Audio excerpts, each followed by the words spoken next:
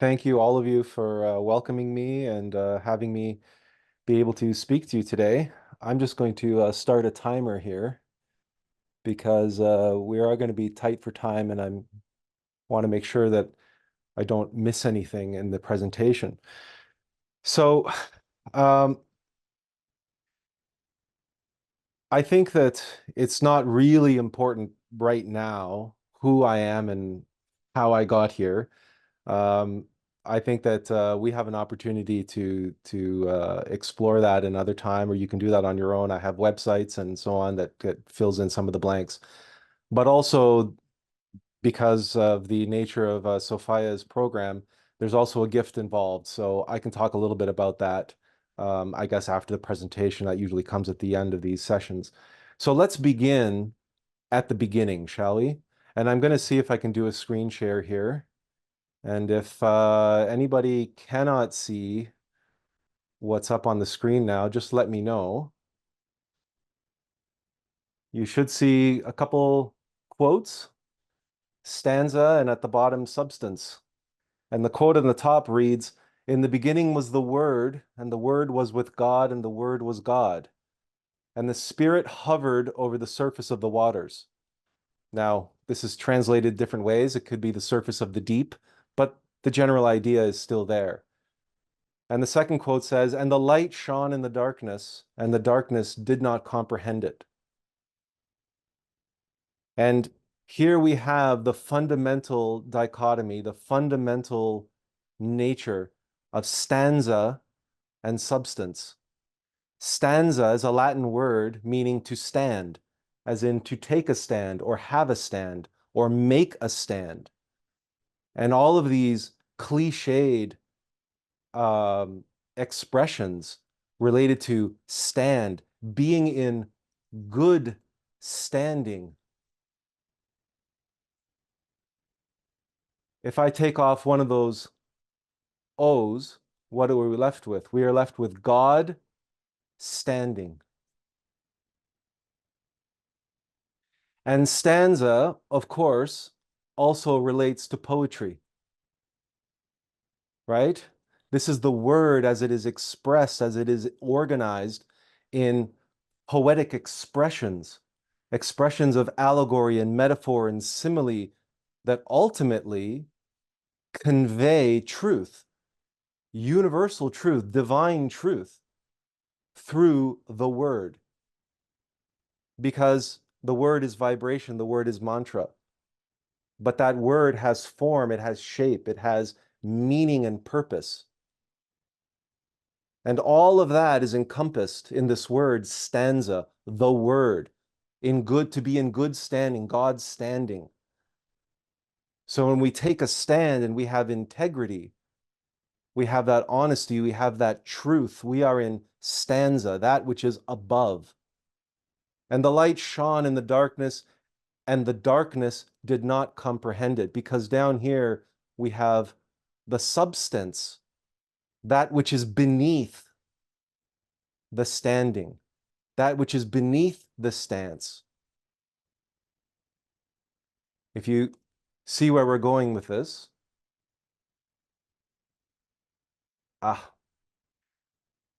there we go.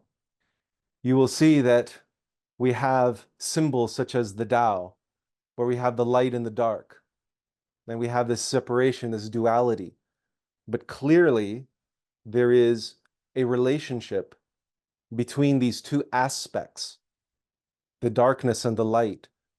What taking a stand and being in good standing is, and being in substance, which is beneath that stanza. And that is the light and the dark that we are all familiar with in relationship to the Tao. And we have some, some descriptions around what relates to the word and truth and light, right? General, genuine imagination, universal truths, meaning, inspiration, and so forth. Whereas in substance, the expressions of these things, the creativity and substance, is procreation. It's derivative, it's formulaic, it's mechanistic, right? We can nowadays, people are making a big hype about AI, but they like to talk about generative AI, but AI doesn't generate anything. AI is only degenerative.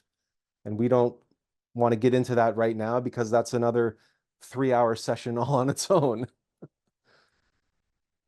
But why bring this up when we talk about understanding? We're talking about understanding. In the beginning was the Word, the Logos, and the Word was with God, and the Word was God. All of our understanding exists in that form, and it is understanding. We are underneath the umbrella, the great embrace of the Almighty Source, which permeates and penetrates all that we are and all that is. This is all the Word. How can we even be here now having this conversation, having this dialogue, which is more of a monologue if you look at it that way? But when I did my radio and television broadcasting, on the first day, they said the most important aspect of communication is listening. And right now, I am speaking to the listening. 90% of what I am doing right now is listening. Why? Because I want to be certain that the words that are flowing through me, through this miraculous electronic gadgetry, into your consciousness are being received, and that we can have that connection in good standing, not to be mired and bogged down in the substance. Because the substance, the light can shine in the darkness, but the darkness does not comprehend it. Unfortunately, we live in a day and age where many people limit their understanding to the rational mechanical mind, what they think, what they believe, what they interpret, their theories and their interpretations, and what many people refer to as my truth. And that is a substantial form of understanding. It is understanding that is trapped and that is contained, and indeed it is neutered. It is diminished. Well, how is it diminished? We do not have to speculate on the nature of that diminishment. We can turn to a very meaningful representation, and we can turn to science for that representation. And I'm just going to, hopefully this will all work well. So if you have ever heard of something called the camera obscura, or a pinhole camera, it is a way that reality, when passed through the 0 point, which we call the focal point of a pinhole camera, produces a two-dimensional image. And that projection that passes through that 0 point, the focal point, represents a loss of dimension. And it doesn't matter if you use a pinhole camera or the lens of an actual camera or some sort of projector. The 3D reality passing through that camera lens and that focal point creates an image that is captured that is fixed and less real than reality. This is beyond dispute. This is objective truth. This is actual reality. This is what the Greeks would have called gnosis, what I refer to as self-evident experiential knowledge, that which we seek, that understanding under the blanket of the Word. So this 2D image is an illusion, and it's fixed, it's solid. Once this photo is taken, that image cannot change. Neither can that image change reality. The idea that it can is another delusion of ego. Now, we all know again, through self-evident experiential knowledge, that a photograph cannot hold a candle to being there. We all know this. No photograph of the Grand Canyon can capture its grandiosity, the magnificence, the miracle that is that experience of hiking on that trail like this fellow is. And yet, we live in a world where the mind and the images and the perspectives of the mind are taken to be sacrosanct, are taken to be reality. And we believe the fixed perspectives, the illusions and the delusions that are imprinted upon our mind's eye and upon the screen of our mind, we take that to be reality, to be the truth. It is a different kind of understanding, right? It is an understanding that is trapped in substance. It is a fixed perspective. And as you can see here, as you go down the line from the fourth dimension, that's projecting through the 0 point into 3D reality, there's a loss of resolution. You lose a dimension. Because now the fourth dimension, you can't see the fourth dimension. You can't touch the fourth dimension. It's gone. You have no perspective of it. All you see is three-dimensional reality. But when you think about 3D reality, all you're getting is a 2D image in your mind's eye. It's another loss of dimension. It's another loss of information. It's another loss of fidelity, of resolution. So when we think about understanding, we have to think about the metaphysical science of what is actually taking place.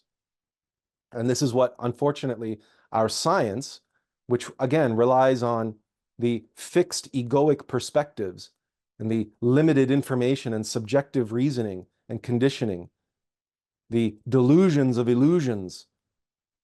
And then what science doesn't accept that its binary, dualistic operating system of ego mind is creating a two-dimensional mechanical thinking process, which it then projects onto the world. It's egoic, inflexible perspectives. And it asserts and it seeks validation for those perspectives. And it invariably runs up against the objective truth of 4D reality and everybody else's subjective biased perspectives. Which is why nobody can agree on anything. Anybody in the United States right now, you guys are 11 days left or 10 days left or whatever it is to your big selection day, your election day. And you know how it is when these different perspectives, these different subjective viewpoints on reality conflict with one another. Well, because everybody has these illusionary, delusionary perspectives that they're projecting on one another, saying, no, I'm right. I have the truth. I have the answers. I. Everybody is concerned with being understood. Very few are concerned with true understanding. Because the ego is pride, and the ego wants to be right, and the ego wants to assert itself. Whereas understanding comes through humility, to be beneath, to recognize our place. We are not gods. We are not God. We are vessels and vehicles. And we are beneath this great umbrella, the great standing, the one who stands above all that is. And we are beneath that. We are here in substance. But we can partake in that understanding if we orient ourselves in a way that is suitable, that we may reflect that understanding, as opposed to reduce it and then project outward our illusionary beliefs and theories and our delusionary ideas about what we think we know. Because thinking you know is not knowing. And this is another fundamental problem that the modern world lives in is everybody is book wise. Everybody thinks they know something because they've read it in a book. But that's not knowledge. That's not understanding. That's delusions in substance, right? The light shone in the darkness, the light shone in the deep, but the darkness comprehended it not. The mind, the rational mind, the mechanical mind, with its fixed perspectives and its two-dimensional thinking, it cannot comprehend three-dimensional reality, let alone four dimensions, or 5 dimensions, or 6 dimensions, and especially the 7th dimension and beyond, where the source of understanding, that stanza, the word that is called the world of archetypes, Attlas, exists. And there in the 7th dimension, you have all of the unformed essences of form exist in a state of pure potentiality, in a state of such pure truth, precisely because they are unformed, they are untainted by any substance of any kind. Because as soon as something gets manifest down this chain of manifestation, from the 7th to the 6th to the 5th to the 4th to the 3rd, and then finally projected into our minds, all of this is a crystallization and a increasing in density. And as you increase density, you lose the essence. The essence is potentially lost. It's still there. It's still there, but it's contained and it's shrouded in that physicality. But all of this, as you see, is all understanding. This is why in the Bible it says, the darkness comprehended it not. Because here on the left-hand side, you have what I call human 2.0, or the binary human intellectual animal. And what separates that from the true self and spirit, there's this gap. Because the two-dimensional mind cannot comprehend 6 dimensions and 7 dimensions. And so in order to achieve understanding, we have to use faculties that go beyond that of the intellectual animal. And those are the faculties that I refer to as human 3.0, the upgrade that humanity needs to make in order to achieve true understanding.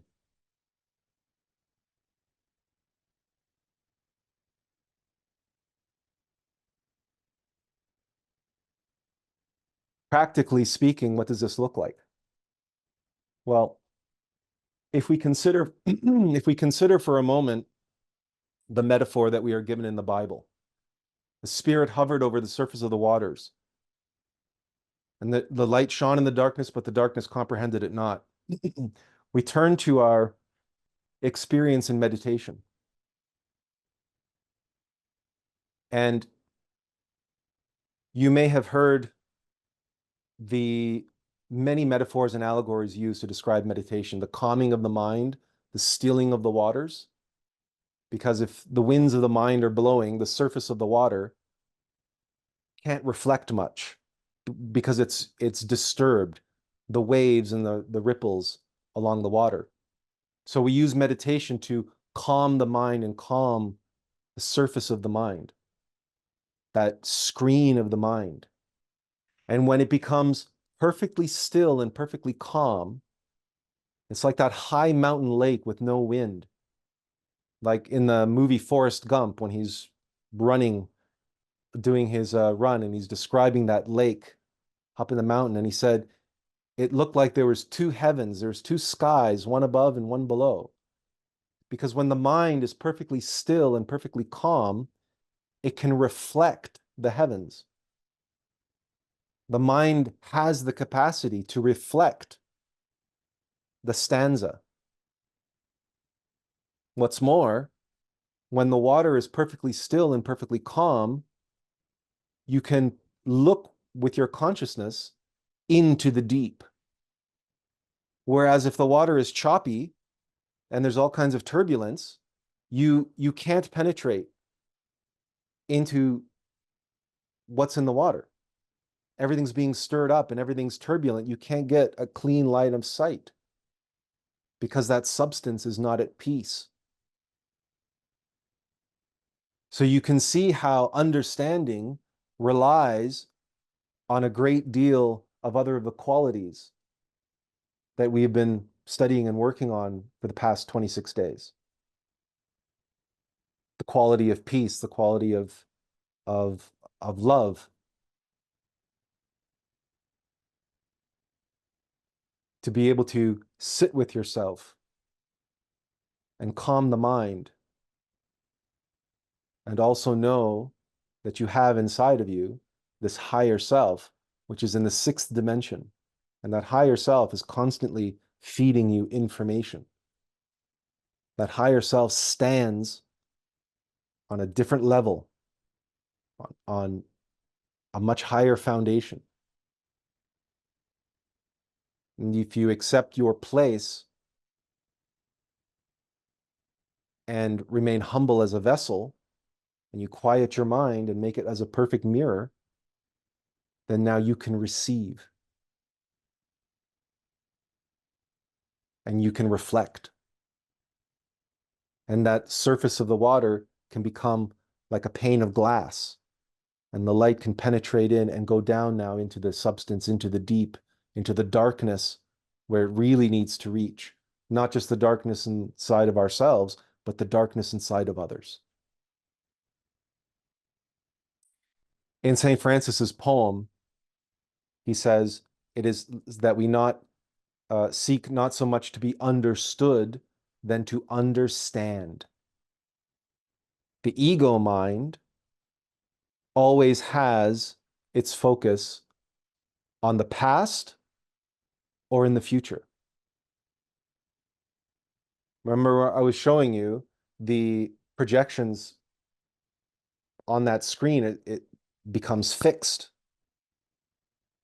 Like a photograph. A photograph is always in the past. It's just the nature of a photograph. Our ego mind is the same way. Or, like a movie projector, it's projecting some fantasy into the future. And that's where our ego mind likes to keep us. And so when we speak to other people and we're focused on ourselves, we want to be heard, we want to be understood. We want them to hear about, oh my God, I had such a terrible day and this happened and that happened. We want somebody to listen to all our problems and listen to us talk about our traumas, our childhood traumas and all that nonsense that we like to scapegoat and blame all our problems on. Or we fantasize about the future and the things I'm going to have and the things I'm going to own. And when I win the lottery, the things I'm going to buy, right? And that's in the future. That doesn't exist. That's all fantasy. That's all illusion. That's more delusion. That's more these projections, these activities of these screens, these two-dimensional realities. And in the middle, on that surface, on the line that separates stanza from substance, it's like the line that separates the yin and the yang. It's a hairline, it's the razor's edge, but it's the surface of the water that can be that mirror and can be that window. And it's that line that constitutes understanding, because it's in that moment, the 0 point of the eternal now, that understanding exists. Not in the past, not in the future, now. Understand is a present tense word. To understand means to be under the umbrella of stanza, to be under the umbrella of the word, the logos, to be in the light, standing in the light, is to be understanding. Words have power, words have meaning. Words are magic. That's why we call it spelling. And in my younger days, I actually studied English linguistics at university. It was one of my degrees. And even then, I knew and I gravitated to the great magicians of linguistics, of language, including, of course, Shakespeare, who was a phenomenal esotericist, who was a phenomenal mystic. And he encoded in his work, in his lexicon of spiritual guidance, his guidebooks. And he spoke very often in his plays about words, including in Hamlet. But in Hamlet, we have some of the most important words ever written in the English language: to be or not to be. To desire to be understood is not being, but to understand is to be in alignment with our being, to be under the light, to be under the word, under the stanza. So that is the stanza, the truth and the meaning of that poetry that we can reflect and that we can allow to pass through us into the world, so that we too can be messengers, that we too can be guides to others. And when we are in that state, being, then we do not care so much that we are understood, but rather that those that we are sharing with, that those that we are speaking to, that they too might find their way into understanding. You see, because when the word is passing through you, you know that it's not your word. The words do not belong to you. You're just a messenger. I am nothing. I am just a messenger. It is like the fountain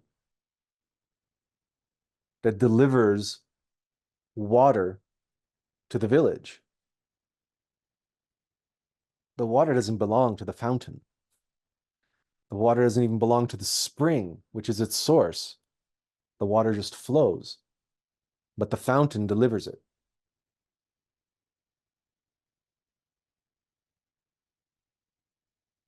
And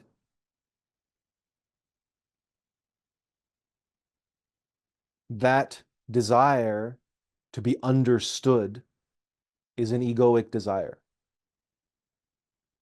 And we must always recognize that to be in understanding is to be in a place of humility. To know that we know nothing. And that if it appears at any moment that I may seem to know what I'm talking about, rest assured, it is only because it hath been given unto me to know, and I have been directed to share, like the fountain in the village. I'm just a conduit. This is what genuine understanding feels like.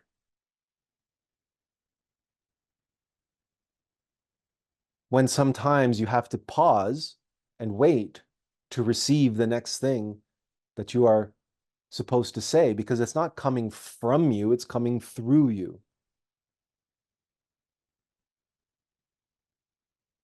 And surely someone like St. Francis obviously knew this. He knew that it was not when the animals flocked to him, because he had a way with animals, it was not to him that they were flocking. It was to that which was radiating through him that was creating this space of love everywhere that he went, that the animals just felt completely safe around him, and they would just gravitate to him because he had this capacity.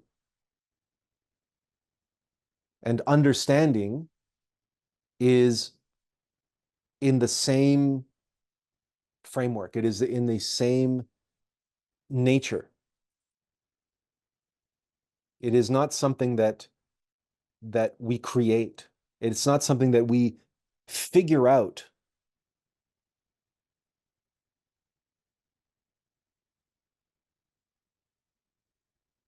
But we can arrive at understanding through experience. As I've often said, there's a reason why employers kind of, they don't pay too much attention to your education.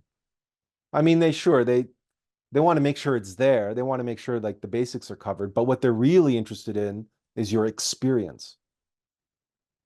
How many of you would get on a plane piloted by someone who learned how to fly by reading books?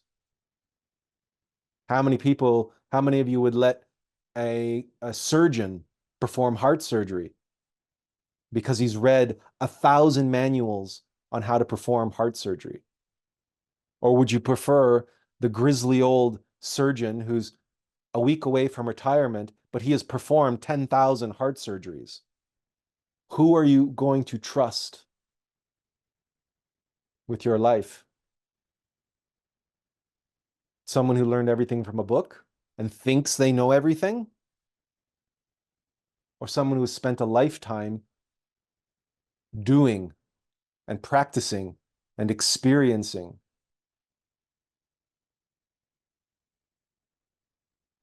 Do you see, one of these individuals, they have a great deal of, quote, understanding, which is truly under. It is trapped in substance. It is trapped in their brain. It is trapped in their mechanicity and their mechanical ego. They're a bookworm. They have book learning. That's what they have. They have intellectualism. They have the illusions and delusions of understanding. But the one who spent a lifetime doing and practicing and mastering,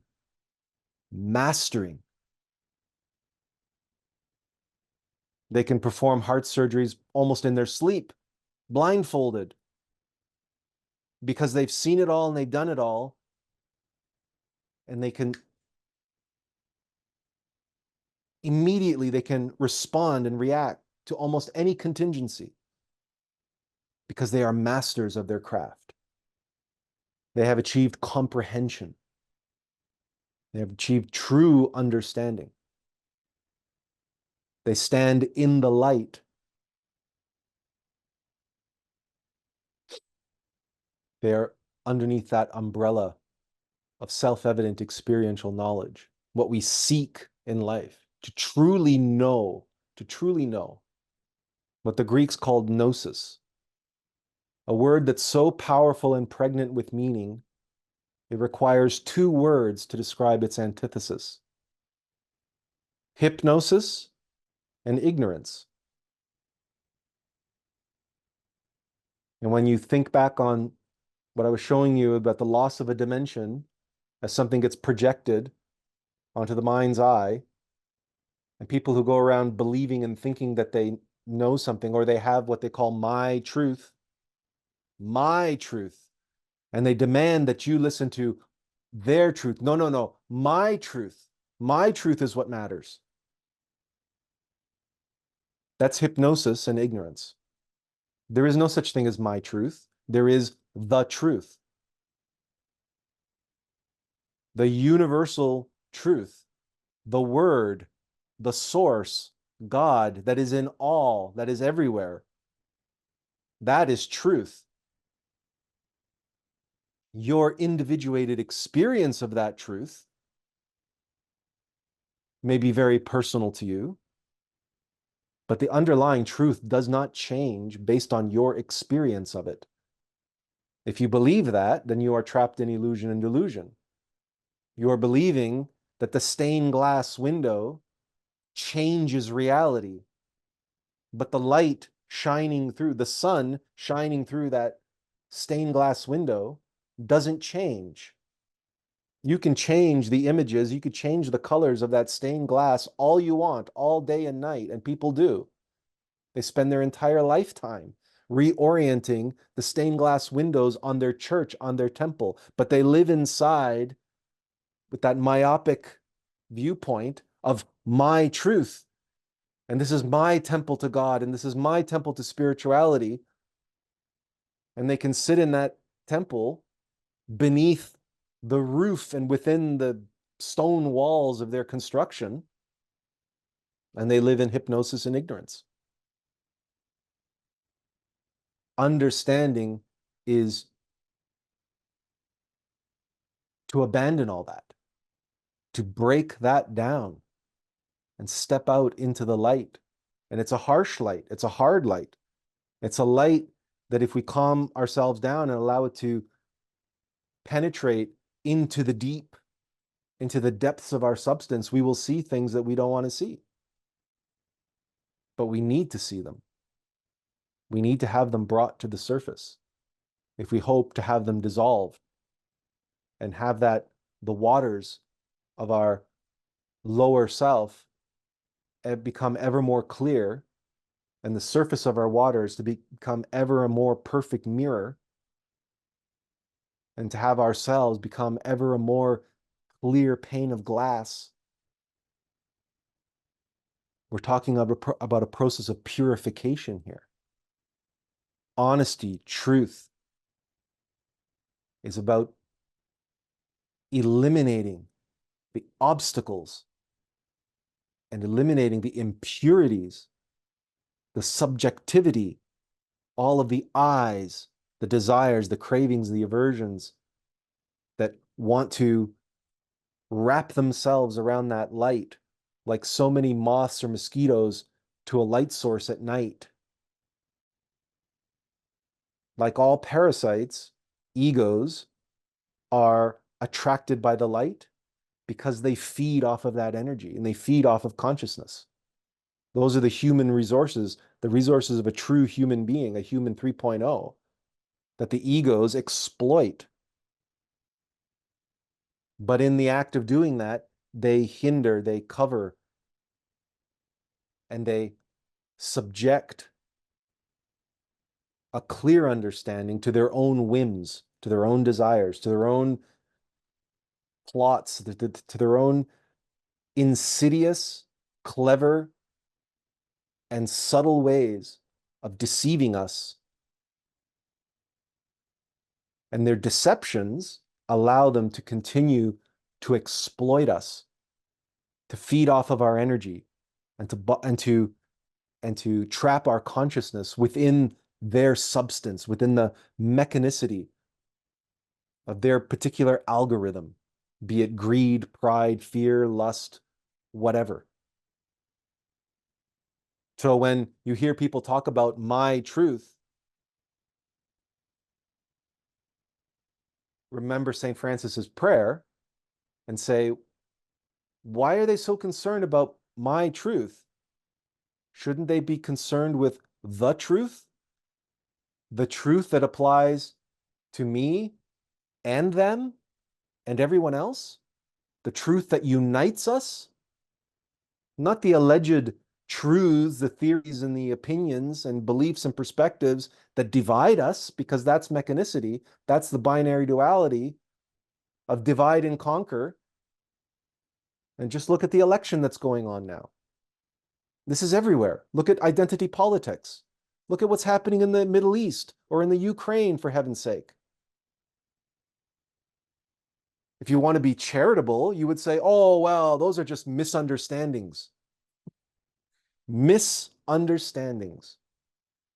Somebody's understanding over here disagrees with somebody's understanding over there. What does that tell you? Neither of them have true understanding. Neither of them stand in the light. Neither of them stand in the beauty and truth of the poetry of existence, the stanza. They do not reflect that beauty that timeless universal wisdom that only poetry can share, and story and allegory and symbol. Because as soon as you try to clamp it down in some cold-hearted intellectual language, it loses the magic and it loses that universality. And now you're trying to put it in the world of substance, in the world of the engineering mind and the rational mind, and you're trying to nail it down.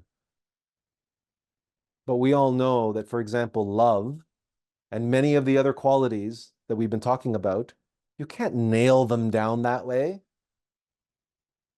Or if you do, it's a provisional description at best, because the truth of it exists in the poetry of the stanza. And that's where understanding, true understanding, exists, in the light of that. And that when you find a way to express that and have that flow through you, the wonder of that, the miracle of that, and the fulfillment that you will receive, being a conduit of understanding and being a vessel and a vehicle of understanding, you will never look back. You will never turn back and say, oh man, I miss being understood. No, you won't miss being understood. That's your old self. That's your false self. It's the illusions and delusions.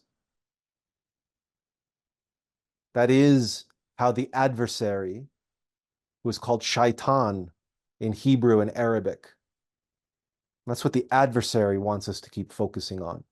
I want to be heard. I want my story to be told.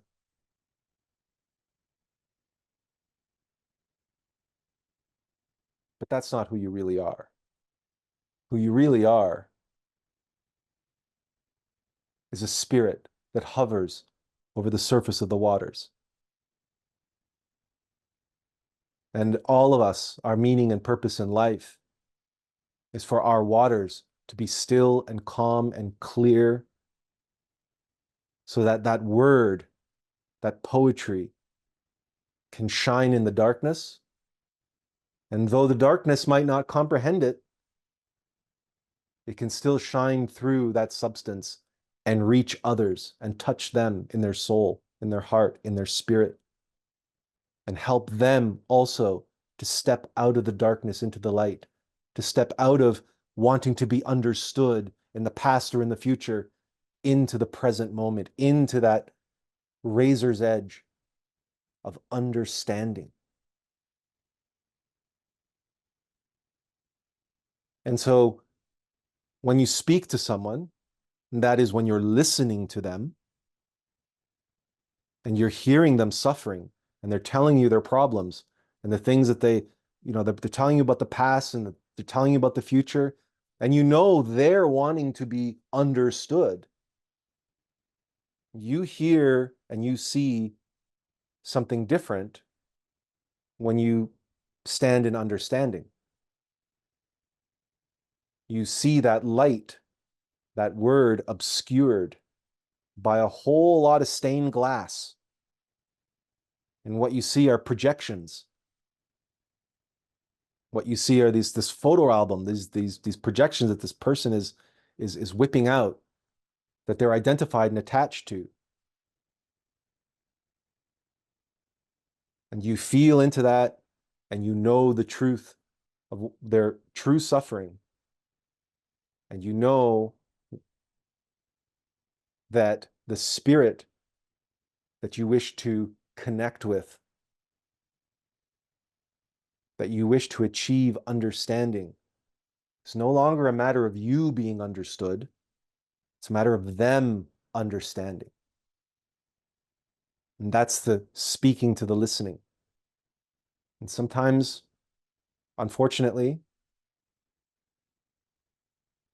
oftentimes, people's egos are very strong, they're very entrenched, and you have something called cognitive dissonance. And that's why Plato said, the most hated man in the world is he who speaks the truth, because people don't like to hear the truth. because they're too trapped in the wanting to be understood. They're too trapped in my truth to want to know the truth.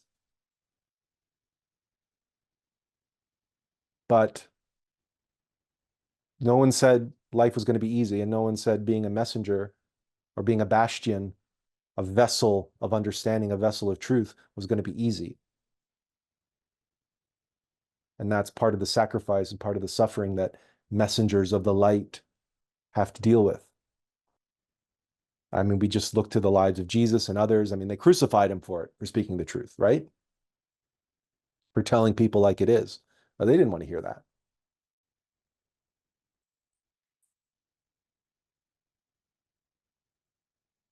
But St. Francis, in particular,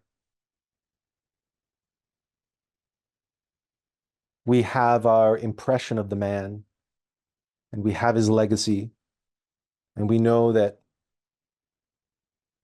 his place always came from a place of humility. And so always remember that that understanding places us rightly in our place. And as long as we keep ourselves there and know ourselves and hold ourselves in that place, we can be assured that if what we work on is clarifying our waters and calming them, that what just by virtue of that fact alone, we cannot but reflect the heavens. And if we stay in the moment, in observation of ourselves and remembrance of ourselves, our innermost poet, the stanza, the word, the source, the spring, use whatever metaphor or allegory that works for you, that it will flow. That if you calm the waters, you make a mirror, it reflects the heavens. It's just going to happen. And then understanding will be yours because you will be understanding. And that's what it's all about, to be or not to be. According to my time is up. So I don't know, Sophia, you chime in here. Thank you, Atlas. Thank you so much. I love how you bring it all back into this is truly for us to step into being, understanding, and what you also said brought me into remembering a brilliant Sufi poet, Yunus, and his sheikh teaching him for a practice. And the practice was if anyone asks you absolutely anything, your response is, I don't know. To anything, I don't know. And I think what's if, like receiving your teaching, your sharing is really kind of coming into that space. I don't know, emptying of everything. And then that understanding comes forth in being that. And Atlas has a gift for us. And before we go into that, anyone has any questions or something that came up for you and you would like to share, this is your chance here. Go, Joseph. So first of all, Atlas, wow, it was just amazing, clear exposition of the truth. And it was beautiful to see, you're obviously living that state. And so that's, all the more beautiful to see to watch it flowing out of you. So I want to quickly just relate it to the work that we're doing with imagines, because your whole point was that there's true understanding and there are these veils in Sophia's words, but you called them you know, the uh, the different dimensions being brought down from 7 to 6 to 5 and all the way down to the false ego perceptions. So I just wanted to quickly relate that for the benefit of everyone else, in case they didn't notice it themselves, that that's what we're doing with imagines, in that we are clearing away those veils so that we can get to the true understanding. So that's the whole point of imagine practice. So I have two questions for you. One is just a kind of practical question.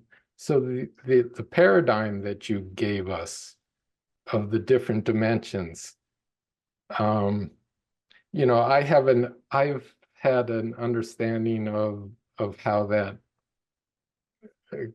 kind of works, but I've never heard it expressed the way you expressed it. I'm just curious, is that your own perception, or did you learn that, or did that come from some kind of scriptural source? And then the second question I would have is, so you presented this vision of of our spiritual, what our challenge is, or our task to come into that pure understanding. So my question would be, do you have some specific practices that you recommend for that, or how did you come into that understanding? If you want to share about that. Okay, so yeah, the first, in answer to the first part of the question, or the first question, if I can just do this again really quick. I actually came prepared for this question. This you may be familiar with. This is the tree of life of Kabbalah. So this is where I was first introduced to this dimensionality, or the metaphysical physiognomy of a human being. So we are a universe in microcosm. And however, since I was introduced to this was re-presented to me, given to me in a new and somewhat different way. And so I don't really talk about it in those terms anymore. I talk about it in a more simplified way, as it was presented to me in meditation to share, because Kabbalah has a lot of baggage with it. And obviously there are many, many, many different schools who all think, they all have different ideas about it, and they all bring different things about it to the table. So I was given a sort of simplified version of it to speak about it in a way that's more accessible and less requiring years and years and years of study, because to really understand the Kabbalah, it requires years of study. Whereas, in part to your second question,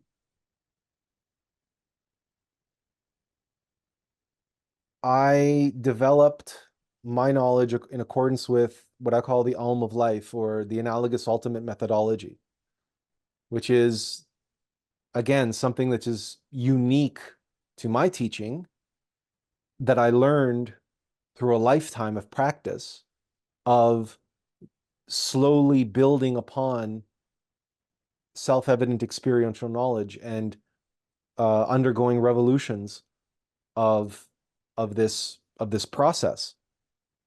And it's a spiral. You start small and you start a little, but as you expand and as you grow, right? You go higher in one direction, but you also have to go lower in the other direction. And this, as it turns out, is Jacob's ladder. It's what's described in the Bible, the ladder that angels traverse to go up and down between the heavens and hells. And I came to know that through my experience. And as does everybody, because this is the only way we can progress in anything. All of our progress takes place in this way. And it doesn't matter what it is that you learned or practiced or mastery, you always build upon your successes and failures of the past, right? That's why we value experience so much, because it's both successes and failures that you learn from. And the more you accumulate experience, the more successes and failures you will have, and the more struggles and obstacles you will overcome in that process, you will get to the next level. I was also an avid video game player as a child and through my young adulthood, and I especially liked role-playing games. And I used to play Dungeons and Dragons back in the day. And if you know anything about video games, if you ever played one, just about any video game, you know that as your experience points up, you gain levels. And as you gain levels in a character, you can go into deeper levels in the game, and the game gets harder, right? The higher level you go in the game, or the deeper you go in the dungeon, the monsters get harder and the bosses get harder. But it's okay because you're gaining in level. And this is just, people will brush this aside and say, well, that's just ridiculous. That's just Dungeons and Dragons. That's just a video game. What are you talking about? No, it's the alm of life. It's a reflection Yeah, of how we develop. Atlas so right about that, because so many people they think, oh, when I'm going to start developing spiritually and get better and higher level, then life is going to get easier. And it's like, no, actually, it's not going to get easier. You're just going to get better playing it, but it's going to get harder. And I think many people expect that it should be getting all amazing, but it's not about that. And it's true, the video game would be kind of like a mirror of that, and showing you. And it's like climbing the mountain. It's not getting easier when you get to the top of the closer to the top of the mountain. It just gets harder. No, exactly. But you And become the more but the masterful at that. but here's the thing, right? Just like a well-designed video game, right? The challenges that we face are never beyond our capacity to deal with them. Because people say life is not fair. Well, okay, life is not fair, but life is not crushingly unfair, right? Actually, actually, life is very fair. It's just our perception of it that's Well, judging it. exactly, That right? is, yes, exactly. Well, and the other thing is that if you think that it's all about you and like I've got to figure it out, I know lots of people that think life is unfair because I can't figure it out. I say, well, you're using the wrong tool. You're using, this is life is trying to teach you to surrender, let go and let God, let your innermost being, your higher self, who is actually the one playing the game, play the game through you. Because when you realize the truth, this physical body, this personality, this mind, this is a character in the game, right? Well, I'm it's a character, also, right? Right? I think it's also important and powerful to remember that the whole game is not, on one hand, is not really serious. And the biggest point of the game is mastery and learning. And that it is a game, but there's a computer game or the game of life. And and just like that, one game ends, you start the next game, and when you start the next game, all of the experiences that you gain from the previous game, you apply in the next game as well. And I think that's a beautiful way of seeing our lives coming going through from one life to another. And thank you for bringing that up because it's like, here's the understanding right there. Now I know Atlas. Yes, go ahead. No, no, it's just the last thing I'll say is that like any good game, it's not guaranteed. So there are real consequences. So it's you don't have to take it so seriously all the time, but at the same time, we don't want to develop a spiritual nihilism and a spiritual pride that says, "Oh, it's just a game. In the end, everything will be hunky dory. It's just a game." No, because it's a game that has real consequences. So it's a game that matters. So just we don't want to give anybody the false impression that oh, you're always that the alm of life can only go one way because the spiral pattern, you know that Well, there's it an goes upward both spiral, ways. but there's also a downward Right. spiral. And you know many Right. people who have fallen into that. So just something to be aware of, right? It's another level of understanding, right? Thank you, Atlas. Now I know you have a gift for us. And Yes. before anyone else has any questions or share.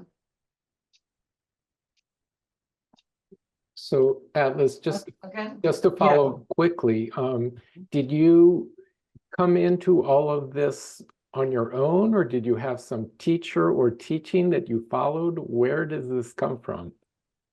So I did I spent my entire life searching, frankly, and everywhere I searched, I always came up whatever I always ended up in a dead end until finally I found the teachings of Master Samael on Mayor and the modern Christian Gnostic movement.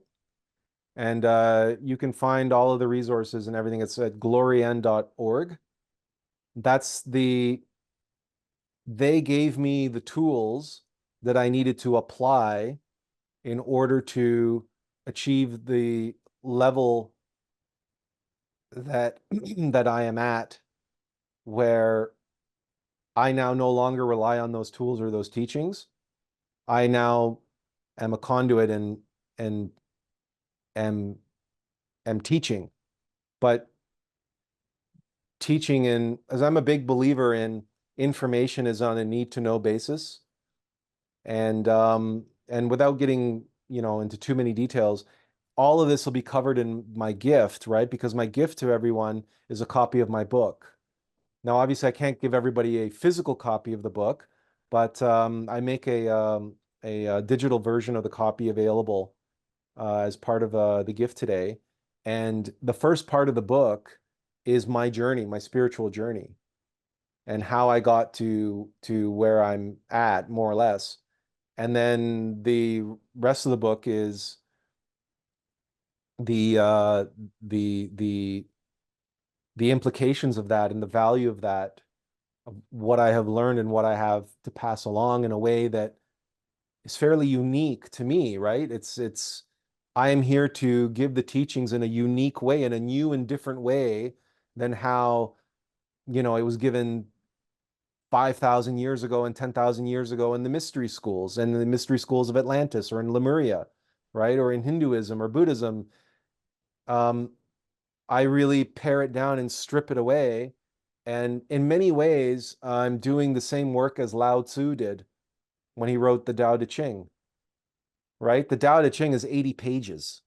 It's a pamphlet, right? And even Samael Aun Weor, who wrote 60 books in his lifetime, before he disincarnated, he said, the only book that everybody really needs to read is this one called Revolutionary Psychology, and it's like 100 pages.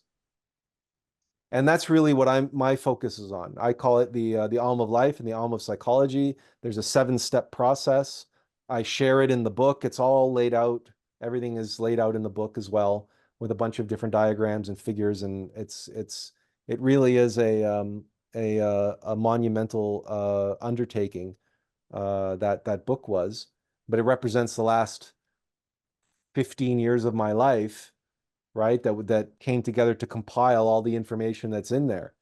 But all of that information, sure, I draw on all sorts of different sources, but the key was awakening and connecting to my innermost messenger, And that really is the key to all understanding, right? It's not about what others have written that you've incorporated. It's practices that you have applied in order to be able to make the connection. And then it's just you're on a completely different level at that point.